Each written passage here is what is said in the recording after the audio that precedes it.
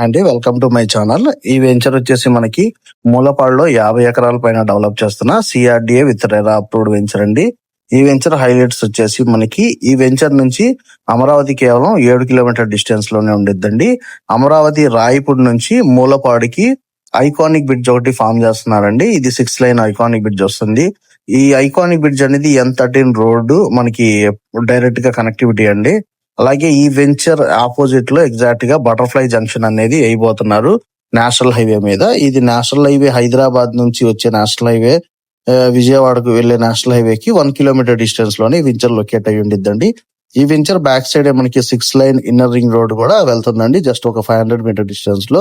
అలాగే ఈ వెంచర్ ఇంకో హైలైట్ వచ్చేసి మనకి మూలపాడు దగ్గర బటర్ఫ్లై పార్క్ అనేది ఆల్రెడీ లొకేట్ అయి ఉందండి. అది 2500 ఎకరాల్లో ఉంది. ఆల్రెడీ సినిమా షూటింగ్స్ అవి జరుగుతూ ఉంటాయి. అదే విధంగా ఈ వెంచర్ కి పక్కనే మనకి ఒక ఇంటర్నేషనల్ స్టేడియం ఉందండి. దాంట్లో రంజీ మ్యాచెస్ అవన్నీ జరుగుతూ ఉంటాయి.